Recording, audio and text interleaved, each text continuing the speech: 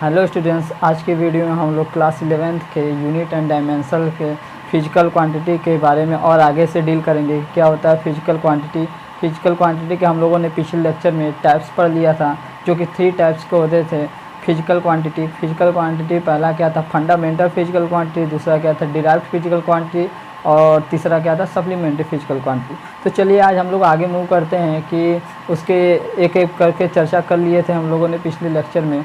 अब हम लोग आगे मूव करते हैं कि कुछ देखेंगे कि फिजिकल क्वांटिटी जो हमारे फंडामेंटल फिजिकल क्वांटिटी हो गए थे और डिराइव्ड फिजिकल क्वांटिटी भी हो गया था, तो हम लोग देखेंगे कुछ कैसे कैसे कुछ डिराइव्ड फिजिकल क्वांटिटी आ सकते हैं। ठीक है स्टूडेंट, तो चलिए मूव करते हैं हम लोग कि क्लास 11th के हमारा टॉपिक क्या था। क्लास 11th का जो टॉपिक था हमारा फिजिकल क्वांटिटी, और इसमें हमारा टॉपिक था पहला था फंडामेंटल फिजिकल क्वांटिटी PQ। ठीक, दूसरा क्या था डिराइव्ड फिजिकल क्वांटिटी, और तीसरा क्या था सप्लीमेंट्री फिजिकल क्वांटिटी। ठीक है स्टूडेंट, तो चलिए हम लोगों ने फंडामेंटल फिजिकल क्वांटिटी यानी मूल भौतिक राशियों के बारे में अच्छे से बात कर लिया था कि क्या होता है फंडामेंटल फिजिकल क्वांटिटी, और हम लोगों ने डिराइव्ड भी देख लिया था और सप्लीमेंट्री भी देख लिया था। तो चलिए हम लोग कुछ एग्जांपल देख लेते हैं डिराइव्ड फिजिकल क्वांटिटी का क्या क्या हो सकते हैं। तो देख लीजिए, जैसे कि डिराइव्ड फिजिकल क्वांटिटी का जैसे हो गया स्पीड इज इक्वल टू क्या होता है डिस्टेंस अपॉन टाइम। ठीक है स्टूडेंट, तो जो डिस्टेंस का जो यूनिट होता है क्या होता है मीटर, टाइम का क्या होता है सेकेंड। ठीक है, और दूसरा क्या देख लीजिए जैसे एसिलरेशन मतलब क्या होता है चेंज इन वेलोसिटी अपान के चेंज इन टाइम, यानी वेग में परिवर्तन बटा के समय में परिवर्तन, यानी इसको हम लोग क्या ले सकते हैं delta V by delta T।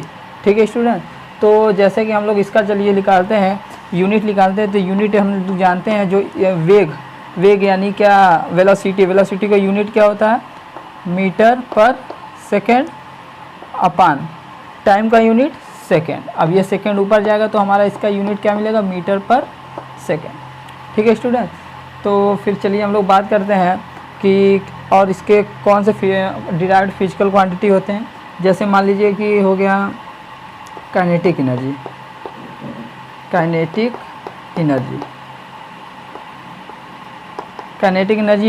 होता है 1/2 हाफ mv²।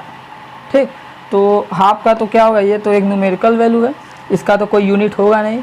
जैसे कि मास का यूनिट होता है kg इंटू वेलोसिटी का क्या होता है यूनिट मीटर पर सेकेंड, यानी मीटर पर सेकेंड का क्या हो जाएगा होल स्क्वायर। ठीक, तो हमारा क्या निकलेगा kg इंटू मीटर स्क्वायर पर सेकेंड स्क्वायर। ठीक है स्टूडेंट, अब देखिए आगे कुछ और डिराइव्ड फिजिकल क्वांटिटी देख लेते हैं। जैसे मान लीजिए पोटेंशियल एनर्जी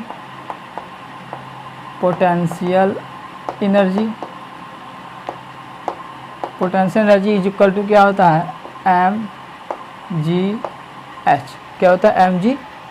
तो चलिए देखते हैं m क्या है, मास है, मास को किस में यूनिट, मास का यूनिट क्या होता है kg, क्या हो जाएगा kg into gravity.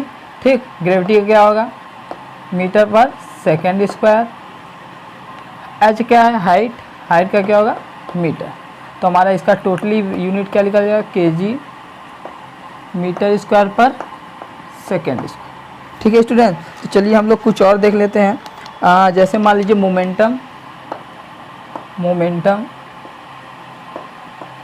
Momentum is equal to क्या होता है P is equal to mv। क्या होता है mv, m is equal to mass and v is equal to velocity. तो क्या हो जाएगा इसका यूनिट kg, m का kg। ठीक, अब v का क्या हो जाएगा मीटर पर सेकेंड। ठीक है स्टूडेंट, तो चलिए अब फिर और कुछ आगे बात कर लेते हैं। जैसे कुछ हो गया force force is equal to हम लोग जानते हैं क्या होता है m इंटू ए। इसे क्या बोलते हैं, न्यूटन सेकेंड लॉ।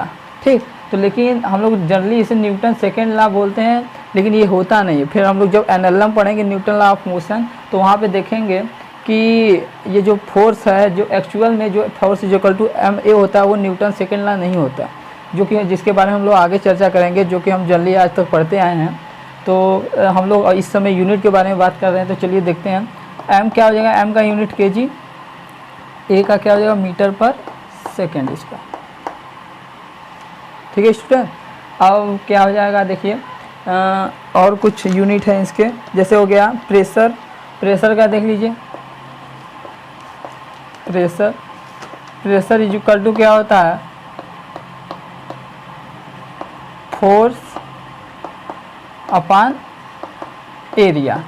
क्या होता है, फोर्स अपॉन एरिया। जैसा कि हम लोग फोर्स का जानते हैं, फोर्स इज इक्वल टू क्या होता है, एम ए अपॉन, ठीक, एरिया का एरिया लिख दीजिए। अब हम लोग एम ए यानी m is equal to mass, a is equal to acceleration, area तो एरिया है ही। ठीक, तो देखेंगे इसका यूनिट एम का क्या हो जाएगा, केजी, ए का जानते हैं एक्सेलरेशन का यूनिट क्या होगा, मीटर पर सेकेंड स्क्वायर, मीटर पर कहाँ गया, मीटर ये इस पर आएगा, मीटर पर सेकेंड स्क्वायर क्या हो जाएगा, मीटर पर सेकेंड स्क्वायर। अब एरिया का यूनिट क्या होगा स्टूडेंट, एरिया का क्या होगा, मीटर स्क्वायर, क्या होगा, मीटर नहीं, हम लोग देखिए एरिया का कोई भी यदि यूनिट कोई पूछता है तो आप लोग मीटर स्क्वायर नहीं बोलेंगे, ये आपका क्या है, गलत है। अगर कोई पूछ दिया कि वॉल्यूम का यूनिट क्या है तो आप लोग मीटर क्यों बोलते होंगे। ठीक, ये सब हम लोग जनरली गलत बोलते हैं। हमारे एक्चुअल में जो एरिया का अगर कोई यूनिट पूछता है तो हम लोग स्क्वायर मीटर बोलेंगे, क्या बोलेंगे, स्क्वायर मीटर, न कि मीटर स्क्वायर। अगर यदि हम मीटर स्क्वायर बोलते हैं तो हम लोग एक्चुअली वहाँ पे बोल रहे होते हैं कि 1 मीटर का स्क्वायर, किसका, 1 मीटर का स्क्वायर, हम लोग ये बोल रहे होते हैं। जैसे अगर कोई पूछ जाए वॉल्यूम का बताइए यूनिट यानी आयतन का यूनिट, तो आप लोग बोलते होंगे मीटर क्यूब। ये मीटर क्यूब गलत है, ये बोलने का तरीका आपका क्या है, गलत। हम लोग क्यूबिक मीटर बोलेंगे, उसे क्या बोलेंगे, क्यूबिक मीटर। और ये जो मीटर स्क्वायर बोलते हैं उसको क्या बोलेंगे, स्क्वायर मीटर, क्या बोलेंगे, स्क्वायर मीटर। क्यों बोलेंगे, ये भी हम लोगों ने देख लिया कि अगर हम लोग मीटर स्क्वायर बोलेंगे तो मीटर स्क्वायर का क्या मतलब हो जाएगा कि 1 मीटर का क्या होगा, स्क्वायर, क्या होगा, 1 मीटर का स्क्वायर। ठीक, अब जैसे मैं बोल दिया कि 100 मीटर स्क्वायर, और मैं बोल दिया कि इस रूम का जो क्षेत्रफल है, एरिया है, वो क्या है, 100 मीटर स्क्वायर है। कितना है, 100 मीटर स्क्वायर। तो क्या लिखेंगे आप, 100 मीटर का स्क्वायर जब लिखेंगे तो 100 का जब मल्टीप्लाई 100 में करेंगे तो क्या हो जाएगा, 10,000 हो जाएगा मीटर स्क्वायर, वैल्यू गलत आ जाएगा। ठीक, तो इसलिए हम लोग इस 100 मीटर स्क्वायर को 100 मीटर स्क्वायर ना बोलकर क्या बोलते हैं, 100 स्क्वायर मीटर, 100 स्क्वायर मीटर, तब ऐसे लिखोगे। ठीक, यदि मैं बोलूँगा कि 100 मीटर स्क्वायर तो क्या लिख सकते हैं आप लोग, 100 मीटर के, ये आप लिख सकते हैं। ठीक, जो कि ये वैल्यू आपका क्या है, गलत, ये वैल्यू क्या है, सही। आप बोल तो कुछ और रहे हैं लेकिन लिखेंगे कुछ और। ठीक, इसलिए आपका बोलने का तरीका सही होना चाहिए स्टूडेंट। तो जो कि अगर मान लीजिए हमसे कोई भी एरिया का यूनिट पूछता है तो हम लोग क्या बोलेंगे, स्क्वायर मीटर, न कि मीटर स्क्वायर। ठीक, ऐसे ही हम लोग को जब वॉल्यूम का यूनिट कोई पूछेगा तो क्या बोलेंगे, क्यूबिक मीटर। ठीक, चलिए देखते हैं स्क्वायर मीटर। ठीक, क्या होगा, 1 मीटर कट गया। अब ये इसके पास जाएंगे। ठीक, तो क्या हो जाएगा, केजी एम के पावर -1 सेकेंड के पावर -2। ठीक है स्टूडेंट, तो ये सभी जो हम लोगों ने देखा, इतनी जो फिजिकल क्वांटिटी हम लोगों ने देखी, सब डिराइव्ड फिजिकल क्वांटिटी है। क्या है, सब डिराइव्ड फिजिकल क्वांटिटी। क्यों है, हम लोगों ने पिछले लेक्चर में इसको अच्छे से एक्सप्लेन कर लिया है कि क्या होता है derived physical quantity. Derived physical quantity किसे बोलते हैं, जो कि किस पे डिपेंड करते हैं, फंडामेंटल फिजिकल क्वांटिटी पर। अब कैसे डिपेंड करते हैं ये भी देख लीजिए। चलिए, जो देखिए ये जो स्पीड है, स्पीड अपने आप में क्या है, डिराइव्ड फिजिकल क्वांटिटी है। ठीक, तो ये किसके द्वारा उत्पन्न हुआ है, देखिए ये मीटर, ये सेकेंड। ठीक, ये फंडामेंटल फिजिकल क्वांटिटी कितने होते हैं, 7। तो 7 में क्या होता है, लेंथ भी आता है जिसका क्या होता है यूनिट मीटर, टाइम भी आता है उसका यूनिट क्या होता है, सेकेंड। तो इन दोनों से क्या मिलकर क्या बना है, स्पीड बना है ना। तो इसलिए स्पीड को क्या बोलते हैं, डिराइव्ड फिजिकल क्वांटिटी। क्यों बोलते हैं, क्योंकि यह फंडामेंटल फिजिकल क्वांटिटी से मिलकर बना है। ठीक है स्टूडेंट, तो इसीलिए आप लोग इसको अच्छे से ध्यान में रखिएगा। देखिए इसमें हम लोगों ने जितना भी पढ़ा है इसमें यूनिट, जितने भी फिजिकल क्वांटिटी पढ़े हैं सब डिराइव्ड फिजिकल क्वांटिटी हैं। ठीक, ये हम लोगों को ध्यान में रखकर चलना है क्योंकि यह बहुत ही इंपॉर्टेंट होने वाला है। ठीक, अब यहाँ हम लोगों ने डिराइव्ड फिजिकल क्वांटिटी के बारे में कुछ बात कर लिया। अब हम लोग देखेंगे कि सप्लीमेंट्री फिजिकल क्वांटिटी, जैसे कि सप्लीमेंट्री फिजिकल क्वांटिटी हम लोगों ने पिछले लेक्चर में भी पढ़ लिया है कि जो कि मुख्यतः दो होते थे, एक होता था प्लेन एंगल, एक होता था सॉलिड एंगल। प्लेन एंगल का जो यूनिट होता था वो रेडियन होता था और जो सॉलिड एंगल का यूनिट क्या होता था, स्टेरेडियन। तो चलिए कुछ और चर्चा कर लेते हैं इसके बारे में, सप्लीमेंट्री फिजिकल क्वांटिटी के बारे में। तो पहले इसे आप लोग नोट डाउन करिए, फिर हम लोग बढ़ते हैं आगे।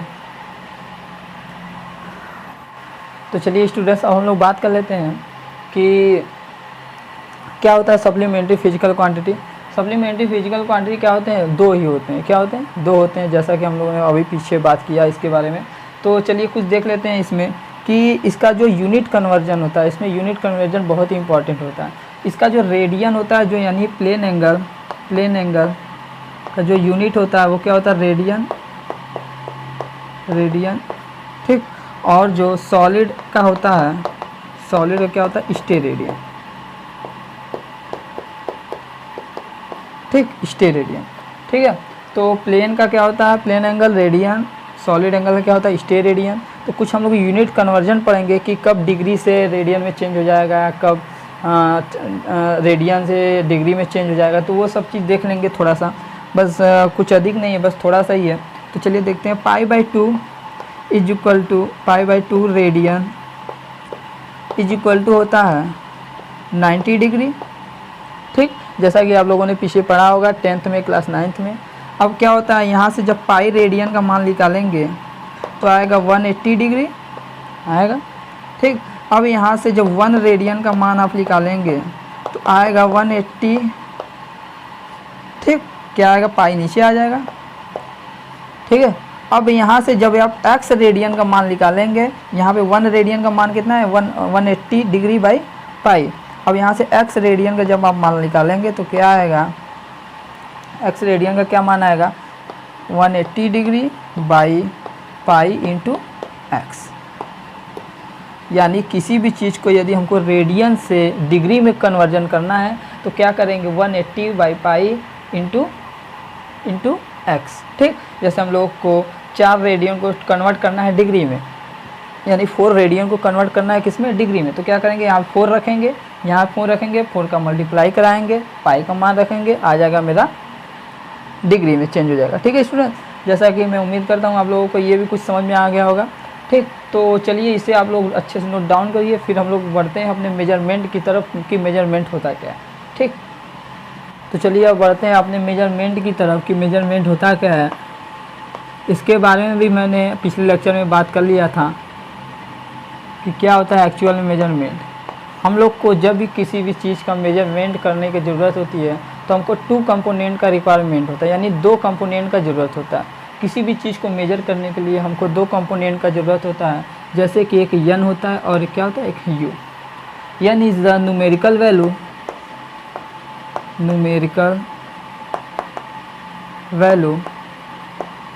एंड u इज़ द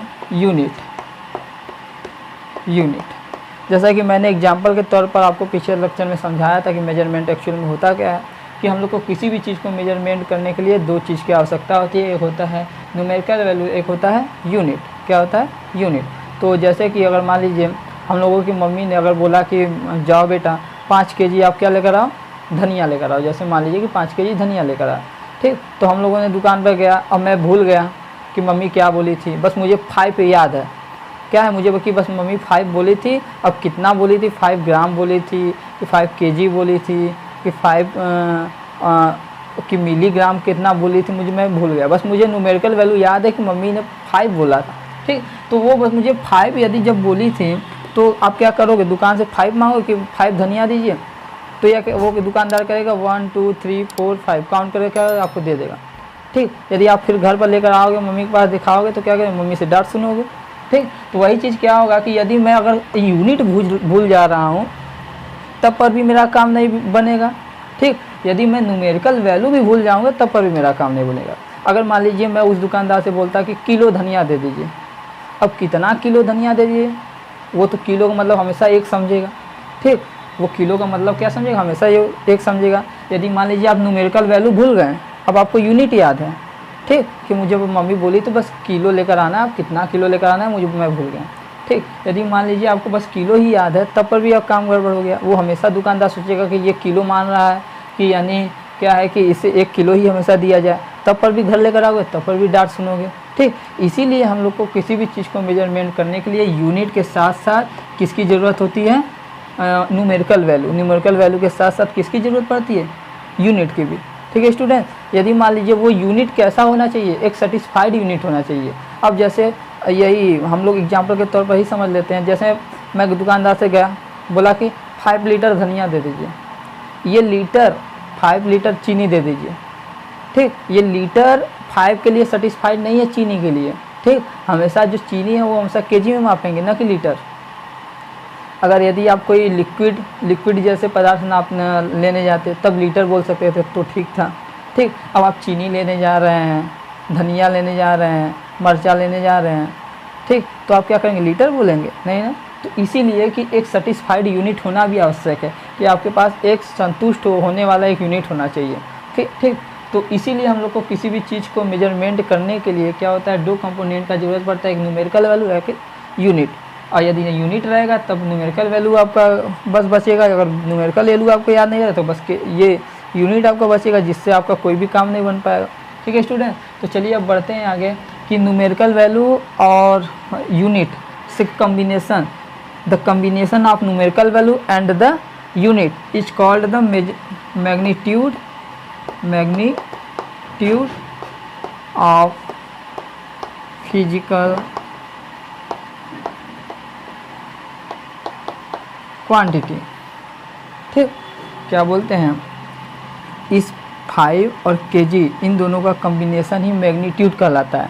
किसी भौतिक राशि का क्या होता है, न्यूमेरिकल वैल्यू और यूनिट का कम्बिनेशन ही क्या कहलाता है, उसका मैग्नीट्यूड यानी परिमाण कहलाता है। क्या कहलाता है, परिमाण कहलाता है, ठीक है स्टूडेंट। तो चलिए हम लोग बात करते हैं कि इसके एक यूनिट कन्वर्जन लॉ हम पढ़ेंगे। तो पहले हम लोग इसके और इसके में रिलेशन देख लेते हैं कि क्या रिलेशन होता है। तो ये हमेशा क्या होता है, एन यू यानी numerical value and a unit is equal to constant. क्या होता है, कांस्टेंट। अब ये कैसे होता है मैं आपको एक डीपली से समझाऊंगा कि ये कैसे होता है, ठीक। अब देखिए जैसे मैं बोल दिया, जैसे आपको 5 kg है, 500 kg है। अब मैं इस 500 kg को यदि मैं ग्राम में चेंज करूँ तो ये कितना हो जाएगा, 5 लाख। कितना हो जाएगा स्टूडेंट, 5 लाख ग्राम हो जाएगा। तो मुझे एक चीज़ देखने को मिल रहा है कि ये भी क्वांटिटी उतना ही है, बस ये भी क्वांटिटी उतना ही है, ठीक। ये भी 500 kg है लेकिन ये 5 लाख ग्राम हो गया, ठीक। बस किसका फ़र्क है, यूनिट का। इसमें kg यूनिट था, इसमें क्या हो गया, ग्राम हो गया, ठीक। तो मैं एक चीज़ देख रहा हूँ कि इसमें जब यूनिट आपका बड़ा है, जब आपका इसमें यूनिट आपका बड़ा है तो आपका जो न्यूमेरिकल वैल्यू है वो क्या है, स्मॉल है। क्या है, स्मॉल है। अब इसमें मैं देख रहा हूँ कि जब इसमें यूनिट आपका स्मॉल है तो हमको न्यूमेरिकल वैल्यू क्या मिल रहा है, क्या मिल रहा है, बिग मिल रहा है। यानी ये जो numerical value is always reciprocal to the unit. ये क्या होता है, हमेशा क्या होता है, व्युत्क्रम होते हैं हमेशा। अगर ये छोटा रहेगा तो ये बड़ा रहेगा, या ये बड़ा रहेगा तो ये क्या रहेगा, हमेशा छोटा रहेगा, ठीक है स्टूडेंट। तो इसमें हम लोग यदि संबंध निकालेंगे तो numerical value is always anti proportional to the unit, ठीक। तो यही पर से क्या होता है, यन। ये आया स्टूडेंट समझ में, मैं उम्मीद करता हूँ आप लोगों को ये समझ में आएगा। इसका क्या मतलब है, यदि आप न्यूमेरिकल वैल्यू बड़ा लिखेंगे तो यूनिट उसका छोटा लिख लेगा, यदि यूनिट छोटा लिखेंगे तो न्यूमेरिकल वैल्यू उसका बड़ा लिख लेगा, ठीक है। तो यहाँ से मैं जब इसको प्रोपोर्शनल का चिन्ह हटाऊँगा तो मेरा एक नियतांक आता है जो कि कांस्टेंट होता है, कांस्टेंट अपान यूनिट। अब ये यहाँ पर आता है तो क्या हो जाएगा, n u is equal to constant. यही मेरा क्या हो गया, संबंध, ठीक है स्टूडेंट। तो मैं उम्मीद करता हूँ ये आप लोगों को कहाँ से आया ये भी समझ में आ गया होगा। तो हम लोग को जो यूनिट कन्वर्जन जब पढ़ेंगे कि किसी भी चीज़ का यूनिट जो है, यदि मैं SI से CGS में कन्वर्ट कर रहा हूँ तो उसके लिए ये इसका बहुत बड़ा योगदान होता है। तो इसलिए यह आपको अच्छे से समझ में आना चाहिए, ठीक है स्टूडेंट। तो चलिए हम लोग इसके एक संबंध देख लेते हैं कि यूनिट कन्वर्जन लॉ में क्या करते हैं।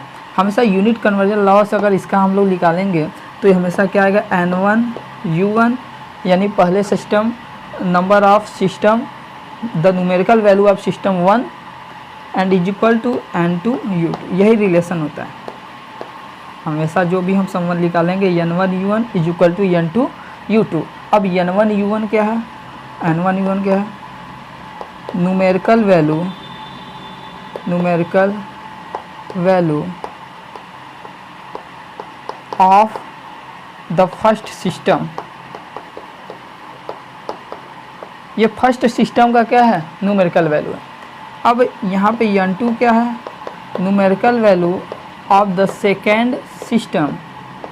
ठीक, अब यहाँ पे U1 क्या है, unit of the first system. अब यहाँ पे U2 क्या है, यूनिट ऑफ सेकेंड सिस्टम।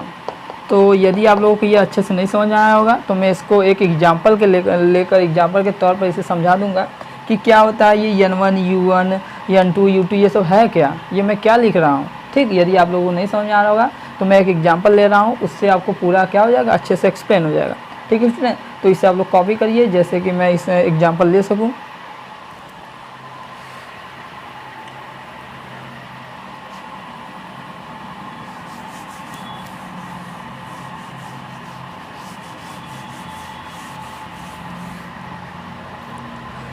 चलिए तब एग्जांपल की बात करते हैं कि एक मान लीजिए जैसे मैं क्वेश्चन ले लिया कि चेंज